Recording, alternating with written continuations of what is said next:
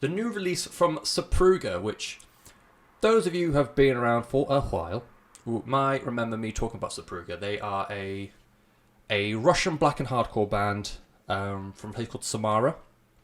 Their album Chaos, basically the Russian word for chaos. That came out last year. It was a top 10 album for me.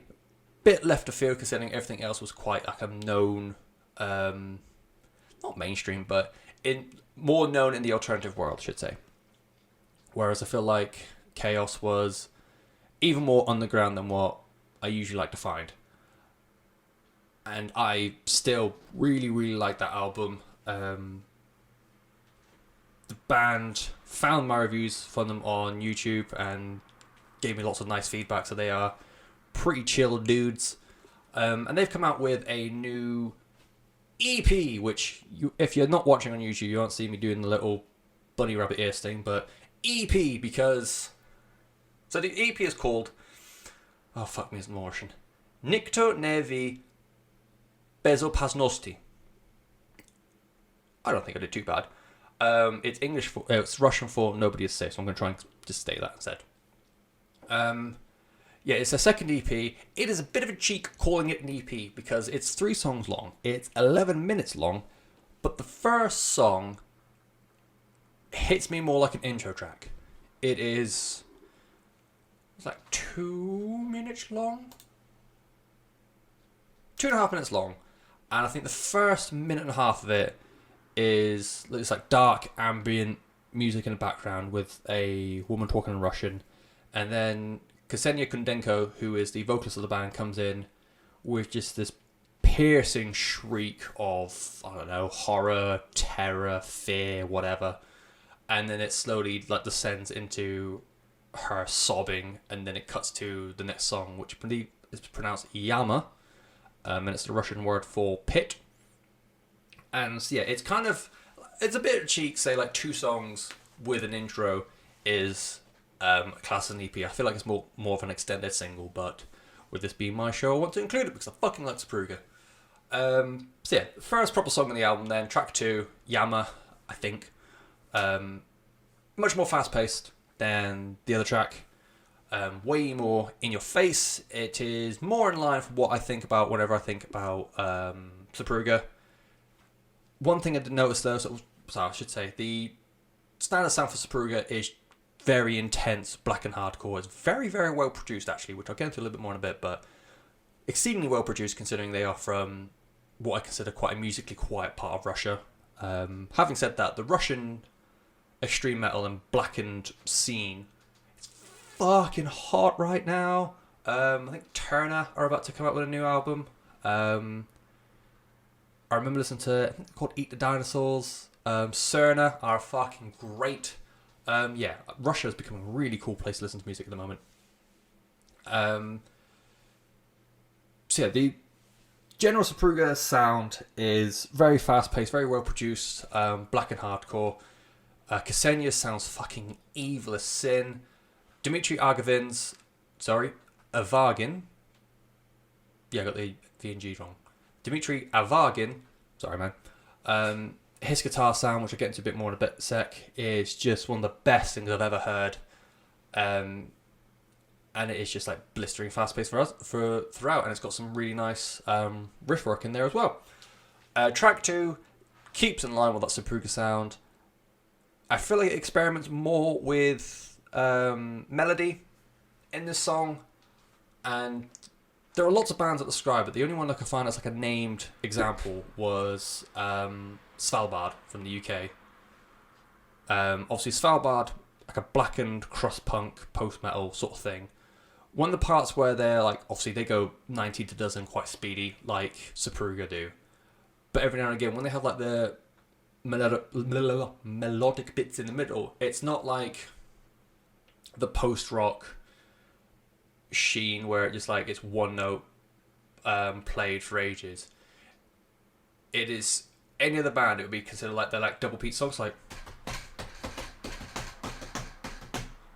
but compared to the rest of Supruga and the rest of Svalbard's back catalogue, that's the point where it's considered the slow part because the rest of it's so fast. The other example that just came to my head was the chorus to the title track of Eternal Forward Motion by Employed to Serve, where it is not slow, but it's also not their double quick fast pace. That's what I'm kind of trying to explain. Svalbard and this song do that a lot more, and I think it just adds to the breadth of their sound. In track 3, which is the title track, again, Nikto nevi bezopasnosti. That's the best I've done that, and I've been saying that a lot off microphone because I want to do it justice. I'm happy with that one. Someone might get in contact and say that's shit. Fuck you, I did really well. That song is a bit more groovy, a bit more sludgy. It opens, like the first minute or so is the Supruga hardcore, and then it slows down to a real, dirgy kind of. It's a sort of tempo where you've gone from like flinging your hair around and getting some serious limb action for the first song and like first half of the third song. Very confused. And then when the slow part starts kicking in, he goes from all that to more of a headbang, and then you get your shoulder involved. You know when you get your shoulder involved, that's like a really filthy kind of dirge kind of song. And yeah, definitely does that. I'm intrigued to find out where they go with this, because the first album it's a lot of like the 3 to 4 minute hardcore sort of songs. They do experiment going more deeper, slower end of things, like on the title track of this EP. But the fact that both proper songs on here are 5 minutes. I think both 5 minutes. I think one goes to 6 minutes. Oh no, so they're 5 and 4 minutes. The 4 minute one is probably more in line time wise, but stylistically I think it's a bit more different. And then Yama is the 5 minute one. That's quite the breadth of song. So I'm wondering if the next album, instead of having like short, crunchy hardcore, they go for like the big, more fewer song but more expansive kind of thing, like how Svalbard did in the latest album. So I'm intrigued.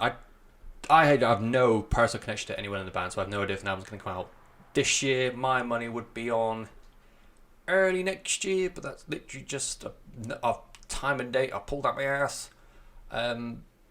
It was finally on this EP, of all things, a 3-song EP, 2.5 song EP, where I finally figured out what it is that keeps drawing me back to Supruga. And it is Dimitri's guitar tone. It is the most metallic, industrial thing I can think of. And I'm not saying they're going to be the next Code Orange, because it's not that kind of industrial. It's literally the tone of his guitar. It just sounds like two bits of heavy sheet metal just twatting each other. The sound I describe to people about Supruga is like this melting pot of Behemoth, Watain, Year of the Knife, Ministry, Rammstein. Very intense guitar stuff that just goes frighteningly powerful.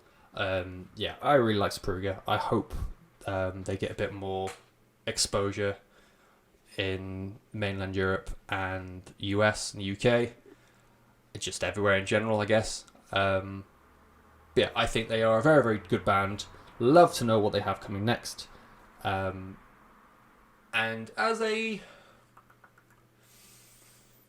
sample, as a starting point, I guess you couldn't go wrong. There's a lot of what they've already done combined with some new ideas in this EP. It just depends how well acquainted you are with blackened hardcore or how much you want to get into it.